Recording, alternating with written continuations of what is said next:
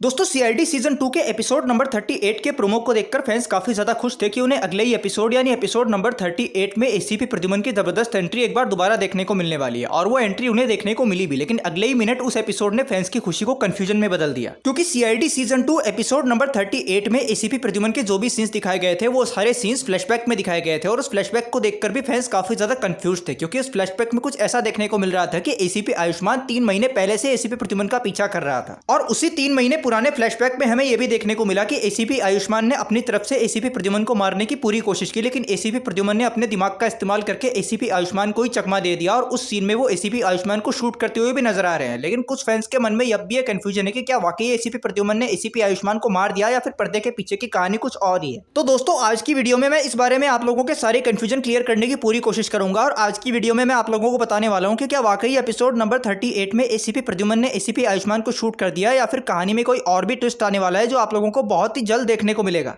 तो चलिए बिना आप लोगों का ज्यादा टाइम वेस्ट किए सीधा वीडियो में आगे बढ़ते हैं। तो दोस्तों अगर आप लोगों ने एपिसोड नंबर 38 में उस फ्लैशबैक वाले सीन को ध्यान से देखा हो तो आप लोगों ने ये जरूर नोटिस किया होगा कि एसीपी आयुष्मान अपनी मर्जी से एसीपी प्रद्युमन को मारने के लिए उनके पीछे नहीं लगा था, बल्कि उसे किसी ने ऐसा करने के लिए कमांड किया था। और इस मामले में जहां तक मुझे लगता है एसीपी आयुष्मान किसी और से नहीं बल्कि बारबोजा यानी आई गैंग से ही कमांड ले रहा था। और बारबोजा ही उसे ऑर्डर दे रहा था कि उसे आगे क्या क्या करना है। और इसके पीछे एसीपी आयुष्मान की मर्जी नहीं बल्कि उसकी कोई मजबूरी रही होगी। जरूर एसीपी आयुष्मान की कोई ऐसी कमजोरी है जो बारबोजा के हाथ लग गई है और इसी वजह से वो बारबोजा के ऑर्डर्स मानने के लिए मजबूर हो गया। और जहां तक मेरा मानना है अपनी इसी मजबूरी के चलते एसीपी आयुष्मान ने एसीपी प्रद्युमन को मारने की कोशिश की, लेकिन जब अपने स्मार्ट मूव का इस्तेमाल करके एसीपी प्रद्युमन ने एसीपी आयुष्मान की कोशिश को फेल कर दिया तो कहीं ना कहीं उसी वक्त एसीपी प्रद्युमन और एसीपी आयुष्मान ने मिलकर यह प्लान बनाया होगा कि किस तरह बारबोजा की चाल को उसी के खिलाफ इस्तेमाल किया जाए। और जहां तक मुझे लगता है एसीपी आयुष्मान फिलहाल आई गैंग के अंदर ही रहकर एसीपी प्रद्युमन के लिए एक स्पाई की तरह काम कर रहा है, जो कि आई गैंग और बारबोजा की हर प्लानिंग को एसीपी प्रद्युमन तक पहले ही पहुंचा रहा है। और अगर मेरा एनालिसिस सही है तो आप लोगों को आगे कहानी में ट्विस्ट जरूर देखने को मिलेगा कि खुद बारबोजा को भी नहीं पता कि जब उसने सीआईडी ब्यूरो पे अटैक की प्लानिंग की थी तो एसीपी आयुष्मान की मदद से एसीपी प्रद्युमन को पूरी जानकारी पहले ही मिल गई थी। और इसी वजह से अब कहीं ना कहीं एसीपी प्रद्युमन के ही कहने पर एसीपी आयुष्मान टीम सीआईडी का नया बॉस बनकर सीआईडी ब्यूरो में एंटर हुआ है, ताकि वो टीम सीआईडी का ध्यान इस बारबोजा वाले केस से भटका सके और कहीं ना कहीं बारबोजा का भी ध्यान टीम सीआईडी से हटा सके, ताकि इसी बात का फायदा उठा के एसीपी प्रद्युमन बारबोजा पे अटैक कर सके और उसे रंगे हाथ पकड़ सके। अब एसीपी प्रद्युमन, एसीपी आयुष्मान और आई गैंग के बीच एग्जैक्टली क्या कनेक्शन निकलता है ये तो आप लोगों को सीआईडी सीजन 2 के आने वाले एपिसोड्स में ही देखने को मिलेगा। लेकिन जहां तक मेरी एनालिसिस मुझे हिंट दे रही है आप लोगों को आगे कहानी में कुछ ऐसा ही ट्विस्ट देखने को मिलने वाला है।